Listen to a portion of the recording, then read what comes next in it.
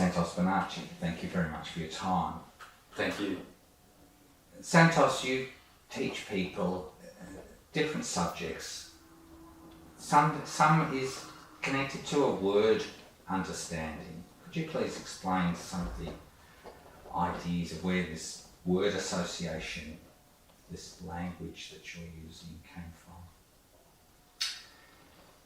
Well, I probably started a good solid 30 years ago, back in 1982, right? And back then I was coming from the world, going into the Jehovah's Witnesses. and this looking for truth in words started back then with a book. This book here by Alexander Hislop called The Two Babylons. Mm-hmm. Now this is a solid reading. Now he wrote this in 1916, but what he's trying to do is trying to convince the world that the old Babylon and Rome are the two Babylons. So he's going in from that angle, and he's trying to prove that the Egyptian Seth is the same as, for instance, the Hebrew Shem, etc., and things like that in a literal way, you see. So I started with books like that, realizing that these Egyptian, Chaldean, Babylonian, Sumerian, Greek words were carrying big thoughts in them, you know. They were containers. Letters were numbers, letters, and the alphabet were considered instruments that contained thought forms and archetypal energies and aspects of nature, etc. Right? So I'm very happy that I really thoroughly studied this. Although I was in the fictional church-going process, right up until 2005 was the last time I went to a Jehovah's Witness meeting. So I'm only sort of a newbie, a newcomer to the consciousness awakened. But I mean, it wasn't as though I was unconscious as a Jehovah's Witness. There was a lot of things that I was doing back then that, well, for instance, wanting to find truth in words. Now, what that's done is it's given me a love for the truth in words. And you see this common origin of words now. For instance, I've brought out in some of my presentations the word Abraham. How similar it is to Brahma. Absolutely. One might say that when we look at the Sephir Yetzirah, there are two verses in a row, verse 15 and 16. One is talking about an earthbound human, and one is talking about the codex of creation of the universe. That's it. Well, that's what Genesis means, isn't it? The generation or the genesis of Isis. And it's hiding in plain sight. And so then you see that Brahma has a wife called Saraswati, and Abraham has Sarah. And then you look at the words and you see a lot of Ra, Sara. And the Hindus tell you that the top chakra is Sahasrara. Sahasrara. Yeah, but it ends with Ra. Mm-hmm. Two Ras.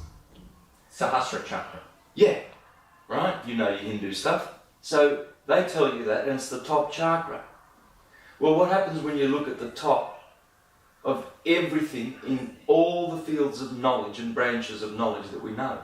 Well, we know that Aries is up here, that's the Ram, Ra. And it represents the cerebrum,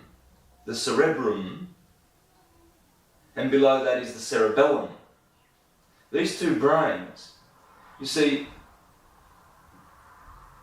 cerebrum is Sarah Abram. So you see Ra and Ra are there. Then Abraham and Sarah had a child. One was Isaac, that's Isis, And Rebecca. Again you see Ra, Rebecca. And then Isaac and Rebecca had Jacob. And he gets his name changed to Israel. And he marries Rael, or Rachel. So there's 6 patriarchs of the Hebrews, and in 5 of those names you find Ra, and in 1 of them you find Isis. Everything in the universe, it turns out, is Moses the one you find Isis? Just by the way. Yeah, you'll find everything in Moses. What you'll find in Moses... I didn't mean to distract you from that. No, no. Can I get a whiteboard? Absolutely. Yeah. Now, what was the question again? It was about Moses and Isis or something? Just before that, we talked about Brahma Yeah. and Sarah. Brahma, Saraswati, Abraham and Sarah. Yeah, okay. And you were saying the 5 patriarchs, so the 6 patriarchs, you can find Ra. Yeah. 5 or 6. Yeah. So the word Ra turns up everywhere in all of our fields of knowledge. Science, radio, radius, radiate, vibrate, brain. And it turns up in our theology. Now, so what I'm doing in all my presentations is syncretism. I'm showing that there is one theology. Brahma is Abraham. Saraswati is Sarah. And you can prove this, and this is how you do it. It's quite easy. Well, technically speaking, in Sanskrit, it's what's called Sanatan Dharma, which means the human being has an eternal occupation, and that is to understand God and His creation. So that sounds like syncretism. Yeah. How do you say that word again? Sanatan, eternal, Dharma, occupation. Yeah, beautiful. So, and this is how easy it is to prove. It's really easy, man. I mean, the most common religious symbol is the cross, right? That if we get this wheel, which is known as the zodiac,